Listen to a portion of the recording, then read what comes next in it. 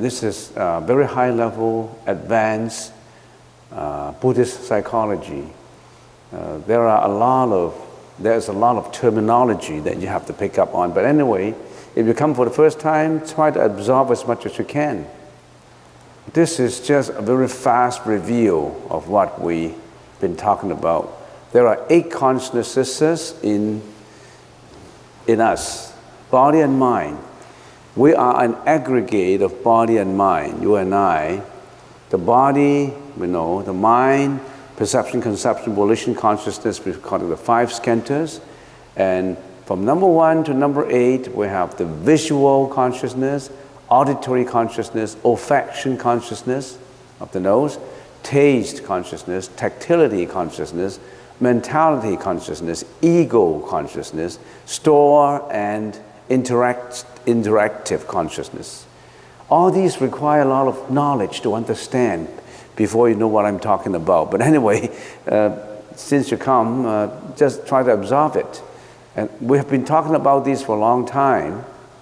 Some people say we have consciousness, but they may not know that we have 8 kinds of consciousnesses. So we've been talking about that. Now, next, and when we talk about consciousness, we have certain topics to confine our discussions. The topics we use, number 1 to number 9, the objects of consciousness.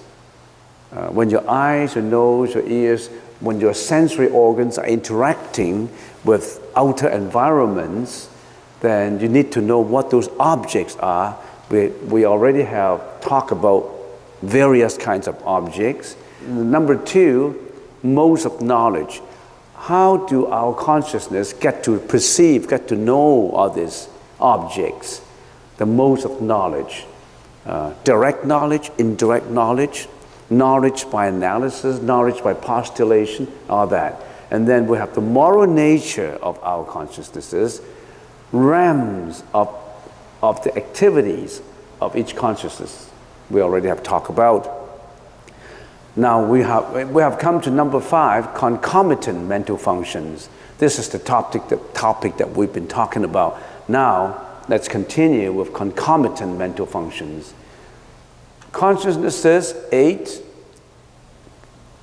form 11, dhammas, concomitant mental functions 51. These are the conditioned dhammas and the unconditioned dhammas. So what's the difference between conditioned dhamma and unconditioned dhamma? We've spent almost an hour on it, so we should know all these. And form is whatever you can see. The classification for form, for materials, 11 classifications. When we talk about form, of course we talk about what our perceptions can reach. Including the most minute, the atoms and substantial atoms and unsubstantial atoms, protons, electrons, and neutrons, and all those small, minute rupa. We already have touched on that. So they are dhammas related to all matters and substances that are perceptible to the senses. They are physical existence and are regarded as outward manifestation of consciousness. So eyes, all these are material made. Eye, body cells, objects, protons, electrons, ears, and all that, and then forms included in Dhamma ayatana. These are very minute forms. Substantial, smallest atoms, unsubstantial, perceptible, form perceived at ordination, innermost impression, a momentary elusive form, a form produced by premeditation. All these we talked about already, so we don't need to repeat it, otherwise I can't finish. These are rupas, these are 11 forms. I just want to mention a little bit of these. According to Yogacara Bhumi Sastra, when we think, we have the words first. But we can't think without words. And of course, when you are given those words, there is certain thinking in it too. But basically, words come first, thoughts then second. So when you have thoughts, would carry out actions and speech. When you have actions and speech, that becomes your habitual thinking, habitual speaking, your habits. When the habitual tendency is strong, it becomes your personality. When your personality becomes strong, that controls your destiny. So you are what you think. You are what you think, what you thought, what you speak. Nothing to do with God. You are what you think. You mold your destiny. Your personality mold out your destiny. So the most important is you have to know your thoughts. You have to know your own mind. Whatever you do, it's the mind that controls it. So you have to understand your mind, your own mind. But how many people are interested in understanding their own mind? When they have depression, they just know, I am depressed. But they have to find out, why am I depressed? Where does depression comes from? When my first thought originates, how about the second thought, the third thought, and all these? Now nowadays, we have more mental sickness than physical sickness, more and more. Mental sickness is quite difficult to deal with because they're imperceptible to some doctor, except for, of course, psychologists and psychiatric doctors, and they study them, but still there's some realms that they can't even get their words into, and that's very difficult to investigate. All right, okay, so let's carry on with concomitant mental functions.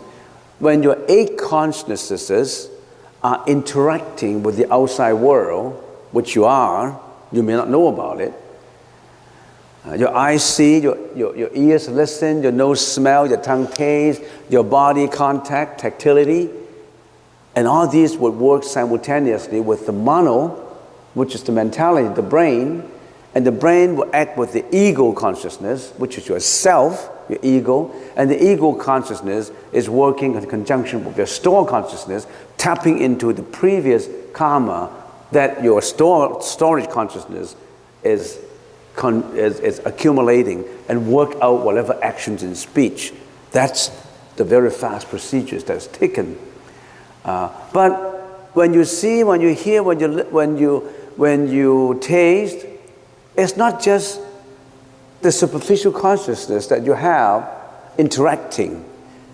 At the same time, there's internally concomitant mental functions helping your consciousness to perform, to speak, to think. You may not realize it. In these mental functions, there are 5 categories that you have to know about. The general interactive functions, particular functions, unwholesome functions, wholesome functions, and 4 indeterminate functions. Now these 5 and 5-10, general interactive functions and particular functions, we don't attach a moral nature to them. In other words, there's no such thing as wholesome or unwholesome in this first 5. Of course, we'll study each one in detail, but I'm just giving you a brief introduction. There's nothing as to attention, whether your attention is wholesome and unwholesome, your attention is good or bad. The attention is attention. Attention per se does not have a moral nature as your attention is a good attention or bad attention. That pertains to the later functions that we talk about, unwholesome functions and wholesome functions. So let's take a look at generally interactive functions and particular functions, this first 5. And then we analyze unwholesome functions. Why do we have mental afflictions? The 6 root mental afflictions like greediness, hatred, anger, ignorance. Why do we have all that? Root mental functions, primary mental functions, medium mental functions, and the minor mental functions, 26. We have 26 unwholesome functions working with our consciousness to perform. You may not know about it. It just happened internally. When you see something, how come you get greedy about it? Say when your eyes look at something, you say it's beautiful, it's attractive. Why does your hormone start to interact? Why do you have that kind of feeling? Not just the eyes, you have internal functions working at the same time to carry out these actions and speech. And if you want to know your own mind, you have to study this in detail. The Buddha told us all these 2,600 years ago. He told us to analyze every thought. Buddhism is not about kneeling down, burning your incense, and getting blessings. It's about studying your own thought. Every thought counts. Not action, not speech. Action and speech is already the final result, the effect. You have to watch your thought. You are molded by your thought. You have to be careful and mindful with your thought. Why do we have meditation? Is meditation just coming here to be peaceful and quiet and enjoy the sound of the raindrops? And that's not meditation. Meditation is to watch every thought that you have, train yourself to see every thought. When you know how every thought comes up, that's the first step. The second step is how to change that thought from an unwholesome thought to a wholesome thought, to make it powerful so that that thought would contribute to enlightenment.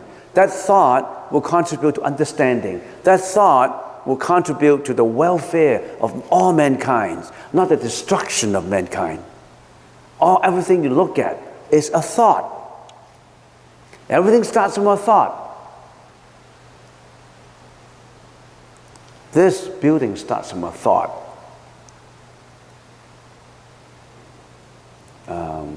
Rome starts from a thought. The construction of Rome starts from a thought. Let's analyze now generally interactive functions and particular functions. Right now, we don't attach a moral nature to it. That belongs to unwholesome and wholesome. Why do we study this too? Because if you know these two, there's altogether the 5 categories, then you know how strong your mind is. You live in North America.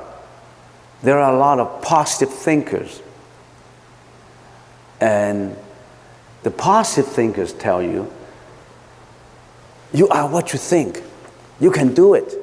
Whatever the mind can perceive, the mind can do. You can be as successful as you want to be. But you need to know why. You told me my mind is powerful. How powerful?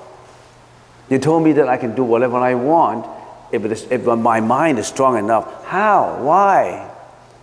Have you ever raised that question? Why is the mind powerful? Why can I do everything? Why can Buddha be a Buddha? Why some people build the path to hell and some people build the path to heaven? Okay, generally interactive functions, 5 altogether. These 5 are universal, omnipresent in general. That means, since you have this consciousness of you have the eyes, your ears, your nose, your taste, your tongue, your body, and all that, and these mental functions work with your senses, with your consciousness. And these mental functions are universal. All the time, simultaneously, it's creating all the time. Omnipresent, it's present everywhere. In other words, when you see, the attention mental function is working with the viewing.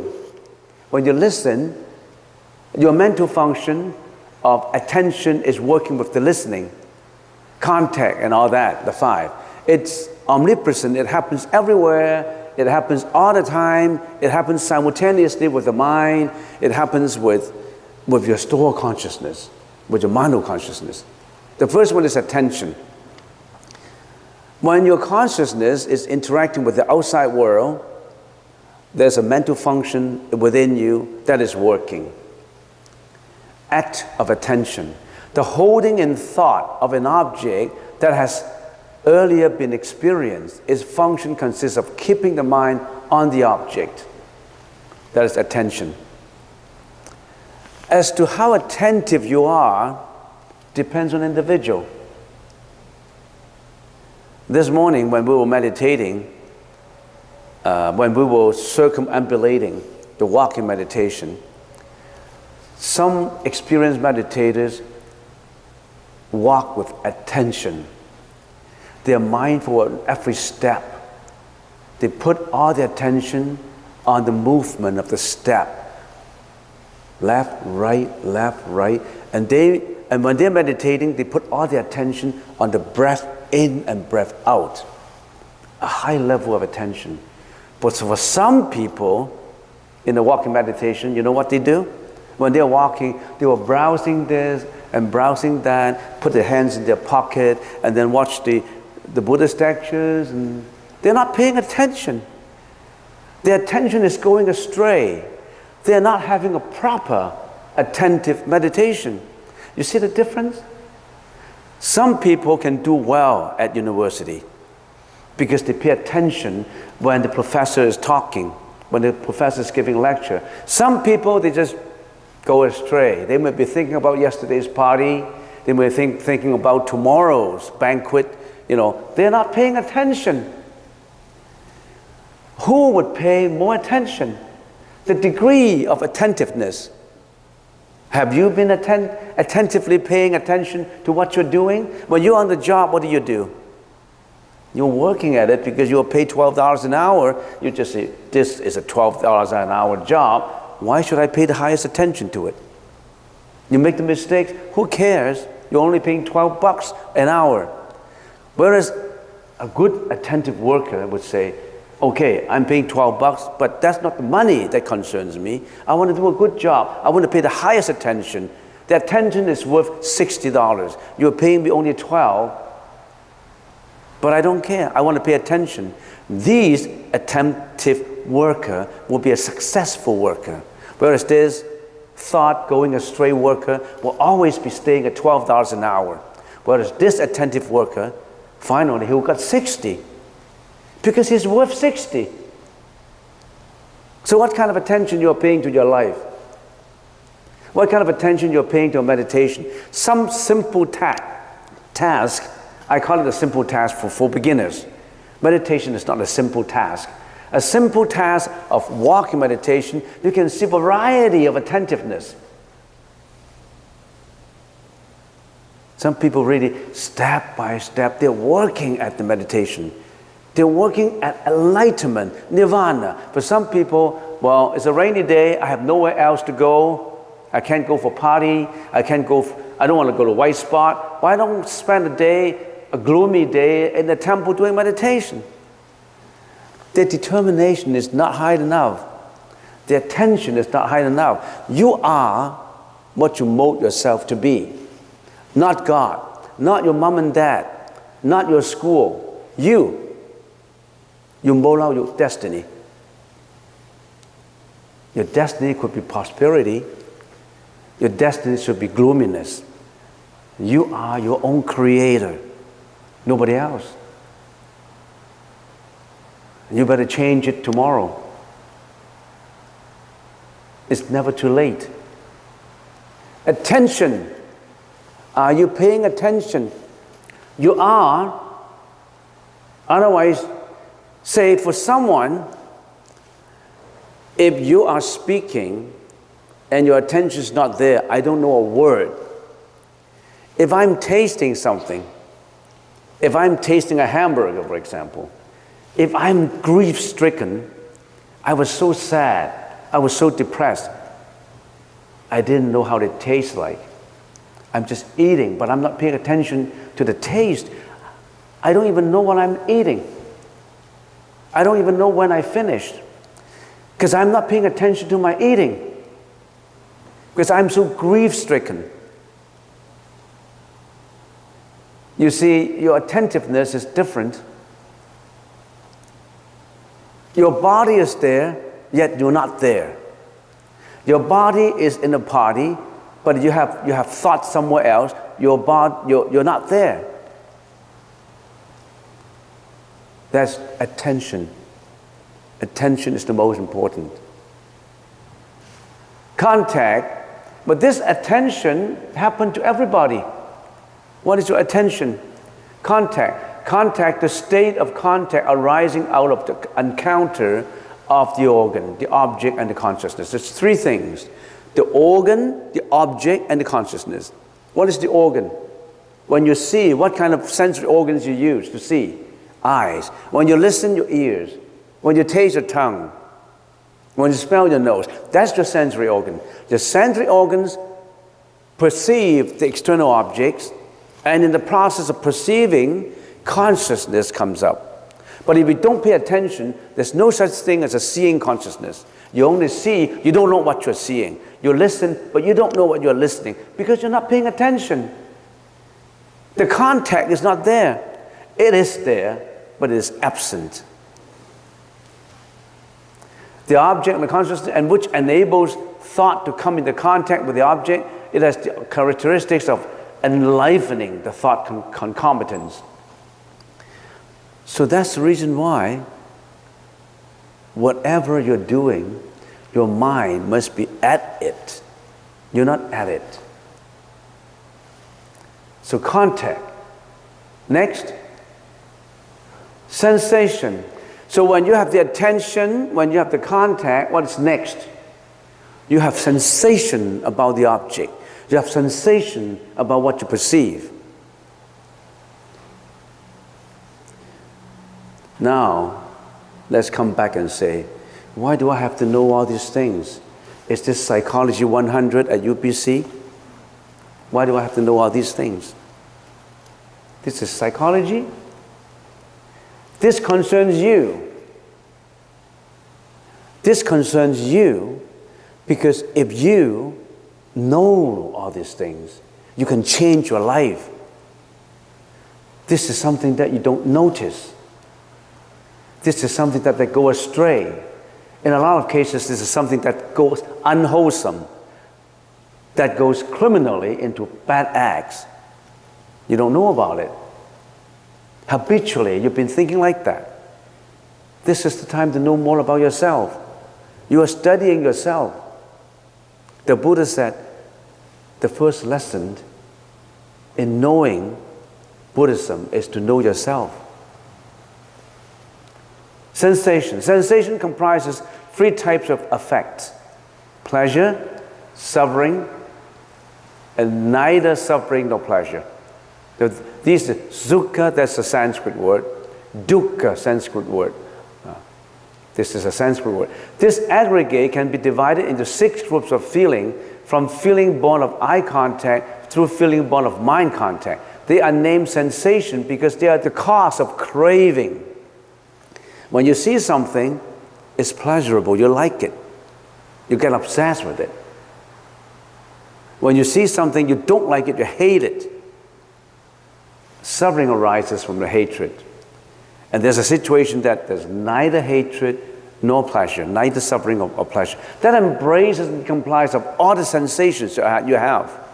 It's either good, bad, it's either what you like, what you dislike, or neutral. That comprises everything now. And when it's pleasurable, you get obsessed with it because you have the sensation of pleasure. Your pleasure is different from his pleasure. It's different from her pleasure. Your pleasure, if I can give an example, when you get into the computer, when you get into internet, your pleasure is looking at something pornographic. His pleasure is looking at something enlightening. His pleasure is to get into something that he can learn more. Learn how to paint, learn how to sing, learn how to share with others. And your pleasure comes from what? stimulation of your hormones. That makes the difference. Your pleasure comes from compassion. His pleasure comes from lust. So which one? Where is heaven? Where is hell? Is it God who gives you the heaven or God who gives you the hell? No, you. You select your own heaven or hell. So sensation, analyze your sensation. And this sensation, you perpetuate your sensation. You always want to look for something you think is pleasurable, and you consistently, habitually obsessed with it. Generally, human beings get the pleasure of eating animal flesh. They don't care about the killing. They kill domesticated animals for food. Do they care about the suffering of domesticated animals? The chickens, the ducks, the cows, the pigs, you name them, they kill them for food. You didn't do the killing, but the slaughterhouses do the killing for you. And you're obsessed with tasting consciousness. You want to taste the flesh, the blood and flesh of animal. You want to build your pleasure on the foundation of suffering that the animals have. You don't know about it because you're habitually doing that. The Buddha said, turn back, analyze it. That's what you should not do. That's why people stay vegan, vegetarian, because they don't want to impose suffering on animals and build their pleasure on the suffering of animals. What have you been doing? You've been talking about, I'm very kind, but don't you know that you're suffering, killing animals for food? Everything has karma in it. Every thought has karma. You think you can get away from the karmic energy? The karmic energy that you create yourself determines your fate. That's another thing, not just your own thought. A thought, words would result thought. Thought would result action and speech. Action and speech will result in karma. Karma will result in habitual thinking. Habitual result would bring the effect of personality. Personality molds your destiny, your character, your fate, people call it. All right, that's sensation. So watch your sensation. Perception. What is perception? An idea, ideation, is a cognition, what you think. This is the aggregate of ideas, namely the apprehension, determination of marks, such as blue or yellow or short, female or male, friend or enemy, and so on. You discriminate, you distinguish, you discriminate. This is that which grabs the marks, whether it's a female mark, male mark of an object. This is that which comprehends by combining conceptually the appearance, name, and the signify, the meaning. What does that mean? The Dharma, what it means. It is the cause of reasoning and investigation. And there's a degree in it. Sometimes it's limited, sometimes it's great, and sometimes it's immeasurable, unlimited. That's your perception. So whenever you have contact, your sensory organs contact the outside environments, the objects, all that, then consciousness is created. When consciousness is created, there's a sensation resulting from it, pleasurable, unpleasurable, neither, neutral, and then you keep on thinking about it. Your perception, your cognitions, you distinguish. This guy I like, this guy I hate, this is a rich guy, this is a poor guy, this is ugly, this is beautiful, this is my friend, this is my enemy. Discriminate. You start to look at things with distorted views. You start to build up your internal commentator. Everybody has this internal commentator. He comments on everything. This is great, this is bad. I hate him, I like him. You have an internal commentator, and use that internal commentator every day. And that internal commentator wear tainted glasses, distorted glasses. We've been viewing things that way. We may not know about it, but we've been doing that. Some people's glasses are more distorted than the others.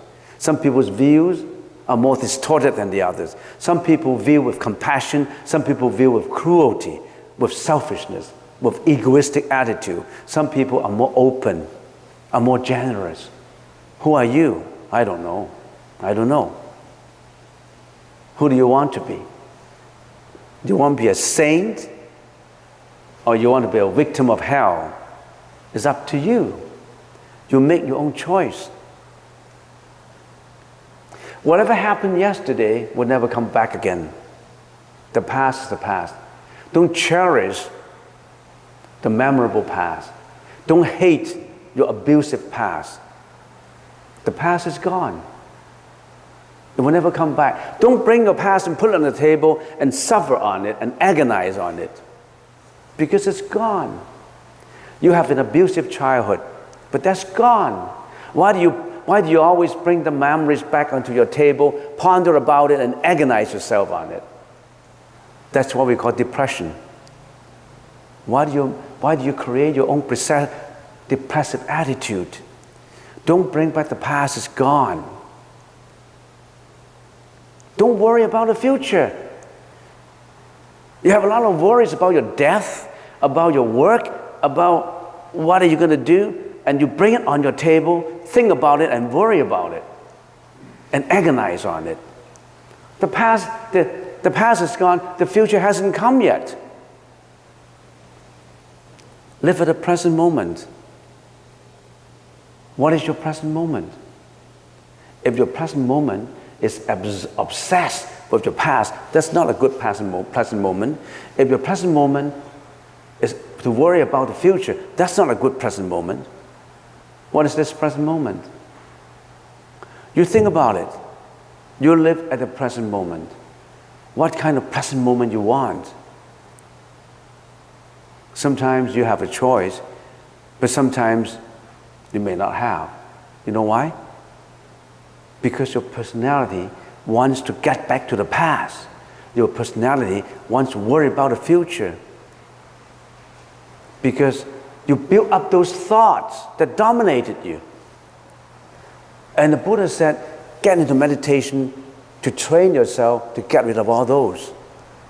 Get rid of all the cloaks of dirtiness. Get rid of all these emotions. Is it easy to get rid of? Difficult. Because we have been habitually thinking the way that we'd be used to thinking. Okay, that's perception. And what's the final one? Volition. Volition is that which conditions, informs, and shapes the mind. The variety of the world arises from action. Volition is mental action. It gives rise to two actions: bodily action and vocal action. Bodily action is what you perform it out. Vocal action is what you speak. Volition is that which renders thought karmically creative. It is a mental karma. This is also to say that it moves forth the thought. It moves the thought forward. It is differentiated into three kinds: wholesome, unwholesome, and indeterminate, non-defined. The shaping of consciousness in relation to that which is good, bad, or neither. And it is the activity of the mind. Its function consists of directing the mind to the domain of favorable, unfavorable, or neutral activities. Interactive, concomitant mental functions. You're using it all the time. You're using this all the time. How do you use them? In what way? You use them, not God. You use them. Volition. Volition is almost like bringing all your thoughts into action, into two actions: bodily actions and vocal action. Materialize it. A thought is, before you materialize, your action and your speech. When you materialize your action and speech, what do? What kind of actions? Many kinds of actions, right? Some actions are morally wholesome, some actions are morally unwholesome. And the Buddha wants us to study what are the morally unwholesome ones and what are the morally wholesome ones. But let's, for the purpose of discussions, let's talk more about it. When you have bodily actions because of volition, what do?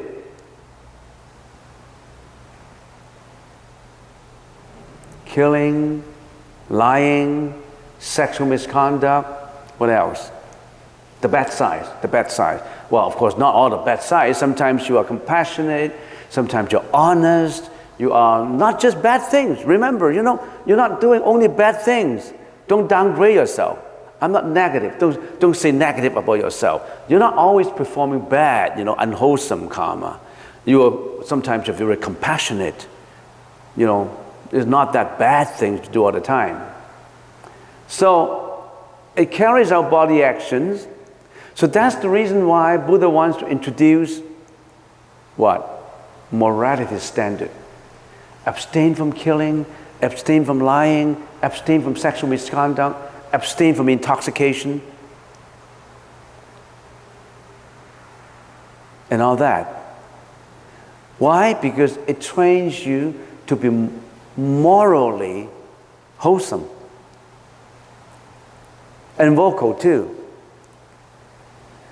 Every vocal that you expressed produce karmic energy. You lie, that has karmic energy. You yell, that has karmic energy. You curse, that has karmic energy. You think after you curse, that's it? Nothing will happen? The cursing energy would carry on. You think after you lie, nothing will happen, and just lie, and nothing will happen? No. The lying would carry out karmic energy to its final destination until somebody gets hurt. So all these, every bit it produces karmic energy. Don't you have to watch it though? Don't you have to change them though? It carries into volitional action, volitional speech. And they could be wholesome, unwholesome, and neutral. And all these produces energy that would directly or indirectly affect you and others. And whatever you give out bounce back to you, naturally. That's what we call causality. Cause and effect. You give out compassion. Compassion will bounce back to you. There's cause and effect. You give out cruelty. Cruelty will bounce back to you. Let's do it slowly. I don't want to rush it. I always want to rush because I thought that I can give you a lot of information. But then I think that you really have to think about it. It's easy to get into the information and just rush through it as if you are taking a course, Psychology 100. But I think it's good that even Psychology 100 will not give you that much detailed information. That's given by the Buddha. You pick up a book of Psychology 100, you know what it tells you? Compare it to what the Buddha was talking about. It's in detail. It's creative. It's practical. It's not about knowing psychology that you can increase your consumerism, you increase your advertising, that you know the behavior of the consumers so that you can increase your product, increase your performance, make more money. That's not about that. Your intention is wrong. Here, the intention is for enlightenment. Not just of yourself, of all sentient beings. Not about marketing. Not about consumerism. Not about how to benefit yourself, make the benefit in the company, in order to study psychology. When you study psychology, what is that objective in your mind? I want to understand psychology so that I know how you think, then I can rip you off better. I understand you so that you're in my hands. I understand you. Is that what the intention, the motive is? Not necessarily. Not a lot of people work with a bad motive. A lot of people have that compassion. A lot of people have that mission to improve, not just of himself, of others. Have a very high mission, walking the saintly path. All those saints in the past, they have that high mission of benefiting mankind. So I have time just enough to explain the generally interactive functions: attention, contact, sensation, perception, and volition. Why is the mind powerful? These are the functions your mind performs. You're the master of it. How do you use it? When you know this, what's the purpose of knowing this? When you know this, you know how to use it. You know that you should be able to use it fruitfully, beneficially, and not letting it go astray. It happens to everybody. Next time we're going to study other mental functions. There's 51 altogether. When you really know these mental functions, you are on your way for better meditation. If you come here for meditation, if you don't know anything about this, you don't know why you're meditating. You think you just come for a peaceful, sit still, a sit-in of, a peaceful mind. That's not it. You really have to know the mind in order to put your mind under that peaceful control.